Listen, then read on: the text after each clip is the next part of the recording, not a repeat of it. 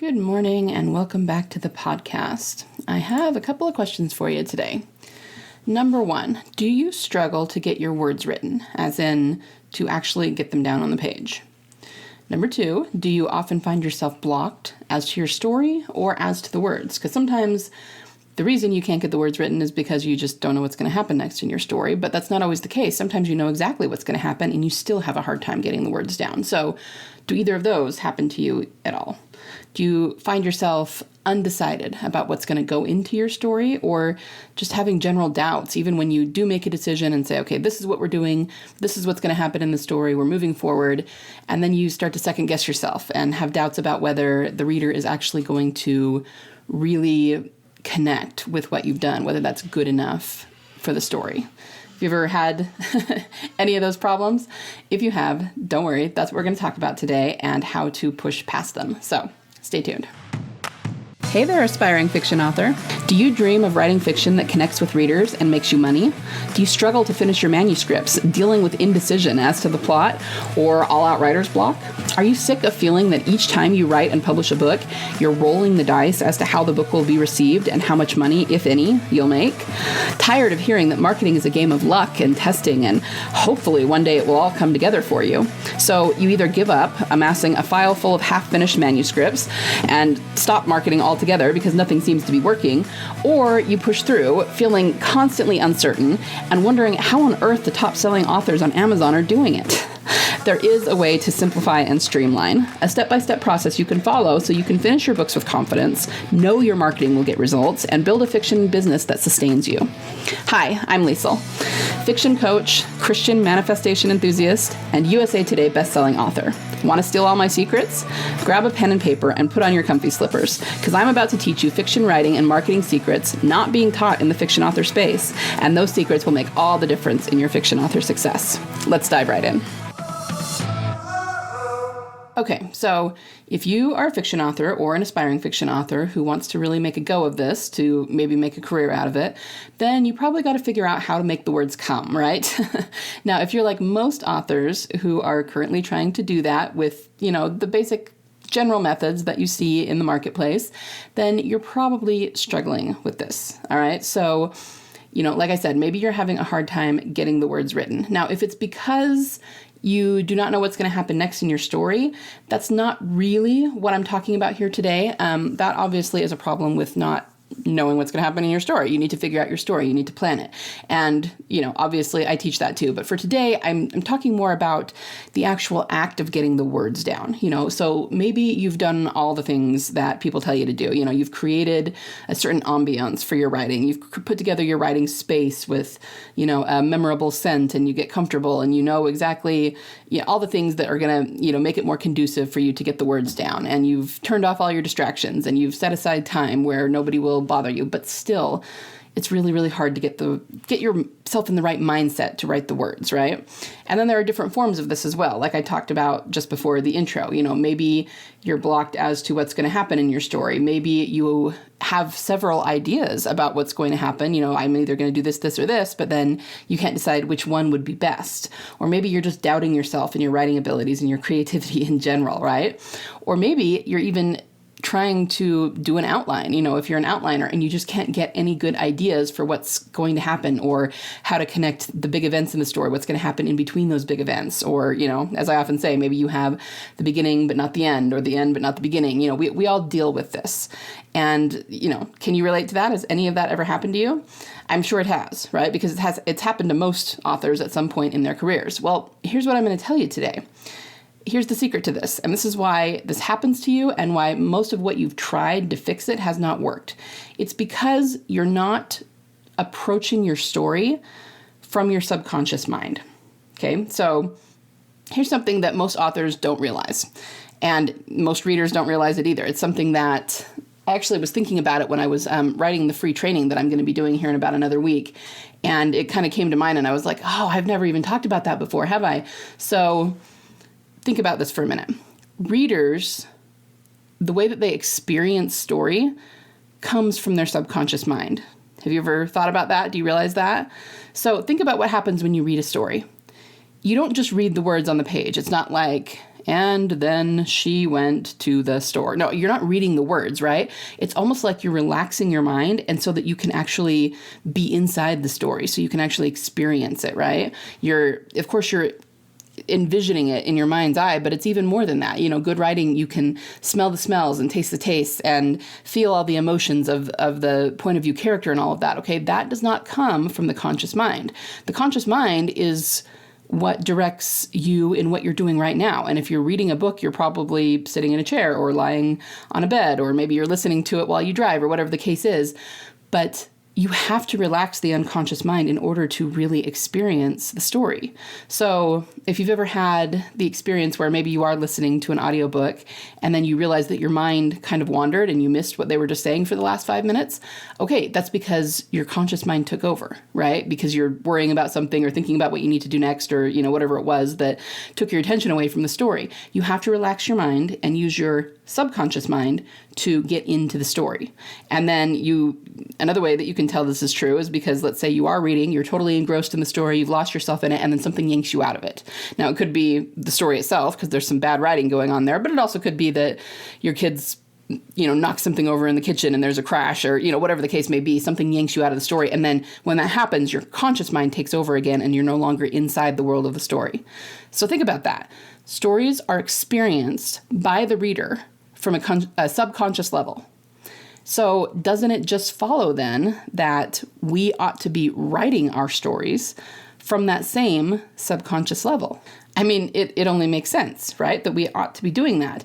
And the thing is that some people do it naturally. So we're going to talk a little bit about how to fix these problems I talked about before.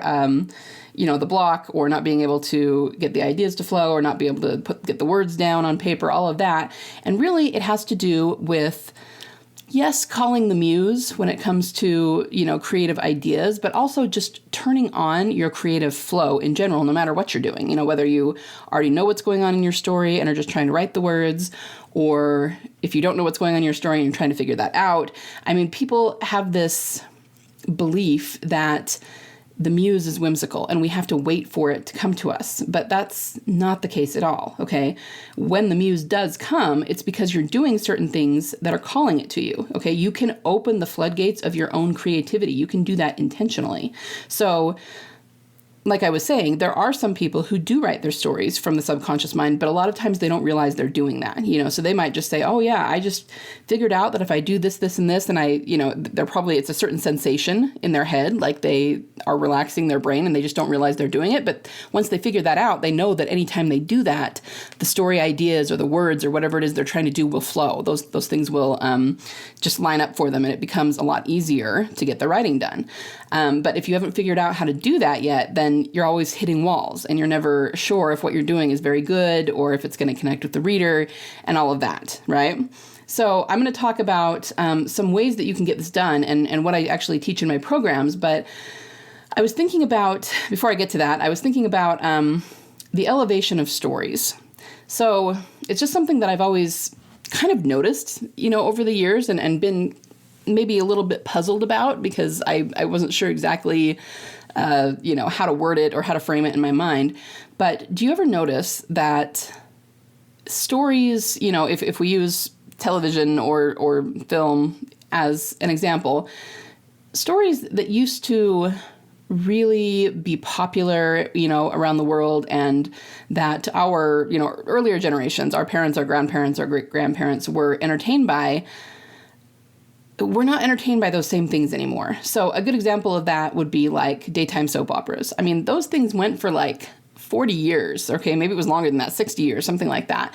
And yeah, everybody knew it was kind of trashy entertainment. It was at the low end of the spectrum, and that's fine. There's nothing wrong with indulging in that kind of entertainment sometimes. But then, probably 10 years ago, they went completely out of style, and you can't really find daytime soap operas anymore because nobody was watching them. So, it's one thing to have, a child watch shows made for children that are like, the Song and Dance or Teletubbies, or I have no idea what little kids are watching these days, but to watch shows that are age appropriate for them. And then, of course, as you grow up, your tastes mature and you write or you watch or read things that are more age appropriate, depending on your age and how old you are. But more than that, it feels like as a human race almost, our taste in stories has elevated because in general, we're not watching as much of the trashy entertainment anymore. We are demanding better entertainment. Now, in the audio visual realm, like, streaming, TVs, movies, whatever you want to call it, that can be a lot of things. It can be we're demanding better special effects. We're demanding better acting. If you go look at the old school acting, it's really kind of hilarious, right? But it's more than that too, because it's across the board. So we are demanding better audiovisual. We are demanding better special effects and better acting and better technology and all of that. But we are also demanding better stories. And really, it is the masses that determine whether something is going to be successful or not. If it is speaking to them on any level, then it's going to do well. And there's going to be word of mouth and there's going to be reviews. And people really do vote with their pocketbooks because they will spend money to see good entertainment. And you really can't fake that. If you have a movie that is terrible, and by terrible, I just mean it's not well written, it's not a good story, the characters are completely flat, or there's an agenda in it that people just don't want crammed down their throats, it's not going to do well. And that's something that we've learned in the past few years, is that movies that have agendas that do not resonate with the general, the average everyday person that's just living their life and, wanting to put food on the table and take care of their family and get some entertainment every once in a while, if it doesn't resonate with them, it's not going to do well. Okay, you can throw as much money at it as you want. People are just demanding better stories. So I was just kind of thinking about what that looks like. If people are not interested in soap operas anymore, then what do they want? Part of it is that they want transformational stories, although most viewers could not tell you that. They probably wouldn't use that word. But think about what soap operas were. I mean, much like the news, they're kind of the least common denominator all the time.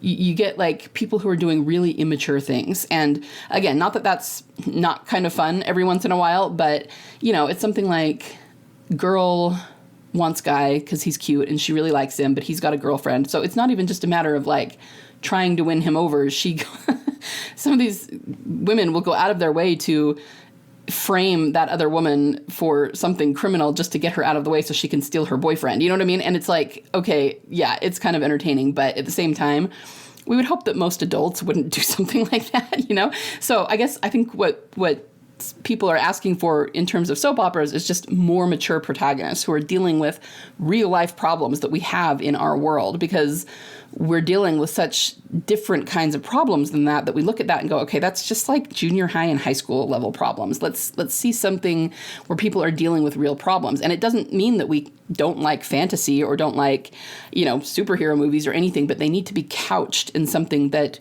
we can relate to more, right? And so that's what I mean when I say almost as a human race, as a whole culture, our taste in story is elevating because we are demanding, really what it comes down to is we're demanding stories that we can relate to more. And because of all the stuff that's happened in the world over the last 5 to 10 years, we don't relate to that anymore. The entire race has become more mature because our problems have changed.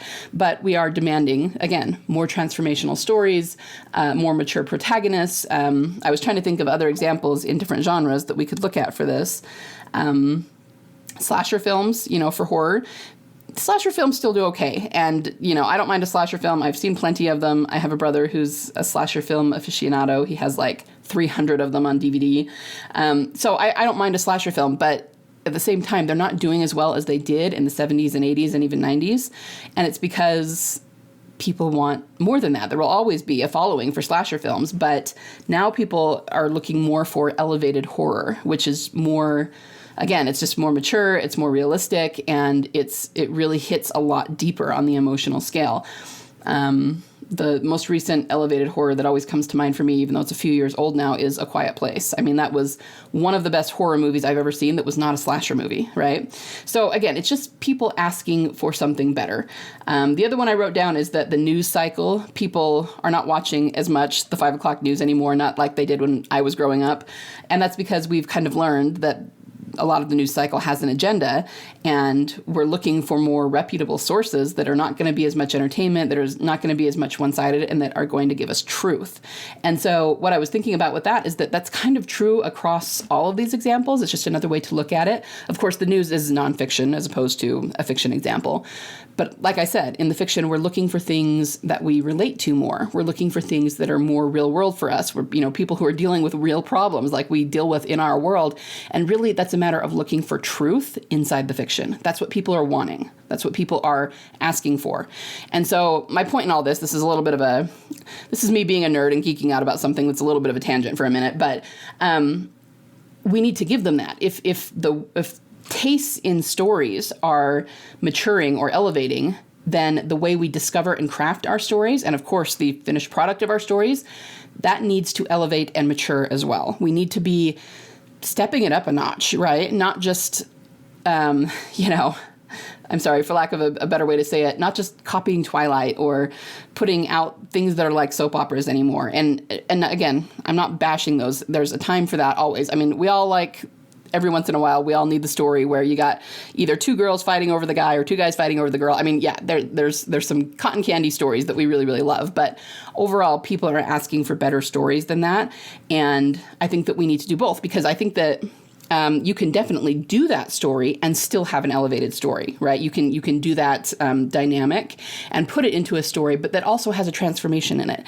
And then you've still done, that drama that people really love, but you've just couched it in something that people want a little bit more, rather than it being just that and feeling very high school drama, right?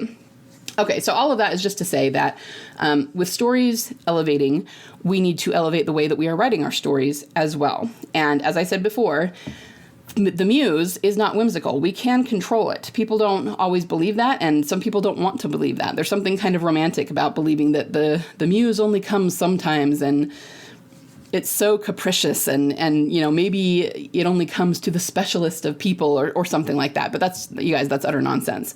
It's just a matter of knowing what to do to get the creativity flowing. And what I will tell you is that the seat of your creativity is always going to be in your subconscious mind. That's where it comes from. And when you're not being creative, it's because that creativity is being blocked by your conscious mind, by everything you have to do during the day, right? And again, nothing wrong with that. But when you're going to intentionally be creative, to sit down and write a story, you need to turn that off and focus entirely on your subconscious mind. So how are we going to do that?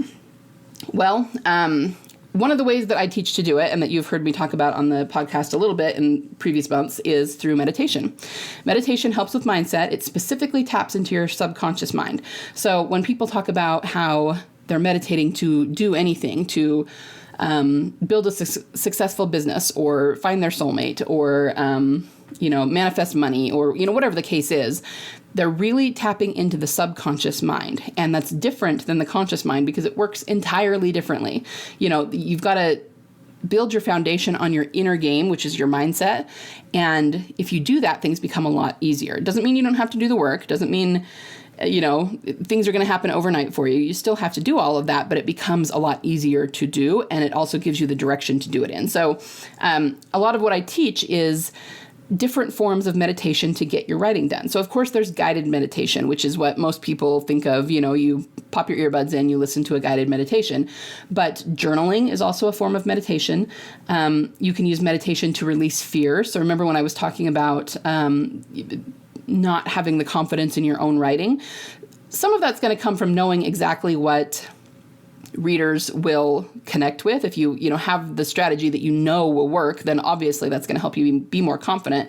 But you can also use meditation to release fear and actually feel more confident from the inside out. You need to own your identity as a writer, and meditation can help with that. And of course, there's that creative flow. It helps you tap into your creative flow. It will help the ideas start to come, and it will help you to train your brain to be in the right state to get the writing done. Okay, so even doing the meditation, it takes a little bit of work. You've got to do the meditation. You've got to, practice it until you get the result that you want. It's not going to happen overnight, but that's how you acquire that skill, and it really doesn't take very long once you start doing it. So in order to like I said, call the genius to you anytime you want, to be intentional about it, to open those floodgates to your creativity. There's really two different parts to it. The first part is meditation, which I just talked about. The second part is creative discovery of your story. And I usually do this, teach my students to do this through structured journaling. So the really great thing about this is that you are meditating, and this is the most direct way to tap into your subconscious mind in order to write your story. So when I said that before, I'm sure you were probably thinking, okay, well, what does that mean? How do I do that? This is how. It's, like I said, journaling is a form of meditation, because when you journal, you're actually relaxing your conscious mind. And I'm sure anyone who has journaled, you've experienced this. You sit down to journal and then the ideas just start to flow, right? And pretty soon, maybe you were just going to write a paragraph in your journal and all of a sudden you've written 4 pages or whatever the case may be, right? Because you're relaxing your brain. And once you start really tapping into your subconscious mind, the energy starts to flow, and the ideas and the thoughts. And those are really, really deep thoughts that are coming from your subconscious. So they're very, very powerful. And that's why journaling works so well when you're trying to work through something, right? So I use what I call creative discovery of your story through structured journal prompts. And the really great thing about this is that it combines the outlining and the pantsing. So if you're a pantser thinking, oh, I don't think that I could learn from her because she's an outliner. Well, I've always been a pretty hardcore outliner, so that much is true, but you will be pantsing in order to outline. I mean, it's a really good combination of the two. And so whether you are a pantser or an outliner, this really will work for you. And it will probably change the way that you think about story and the way you approach your fiction. And that's what most people tell me, is that they've just never done that before. And they couldn't believe how much that opened things up for them. And they are thinking about fiction completely differently now. So anyway, the point is that it is possible to learn how to call the muse to you at any time, so that you're not struggling with these issues anymore, and you can just focus on writing your unique and fabulous stories and getting them out to readers who are waiting for them. And then you really can build a sustainable fiction business if that's something that you want. Now, if you are not that interested in going full time, that's okay, but these techniques will still help you get out that story that you want to write. Maybe it's just one story that you have and want to just get it out to the world because it's a bucket list thing, or maybe you just want to do it part time. But this will still help it flow more easily to you and help you achieve success faster, because you won't be struggling with those issues of trying to get your words down, trying to get the ideas to flow, worrying that what you have chosen for your story, that readers are not going to connect with it. Those things are all roadblocks for us. And once we learn to work through them, it is a skill, and things become a lot easier once we get past those roadblocks, right? Okay, so that's pretty much what I have for you today. I hope that got you thinking a little bit about the world and the kinds of stories that we need to be writing.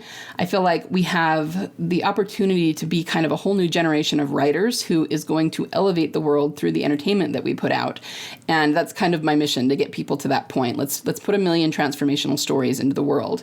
If this is something that you're interested in, if you enjoyed this, if you want to learn more, then I would encourage you to sign up for my free training.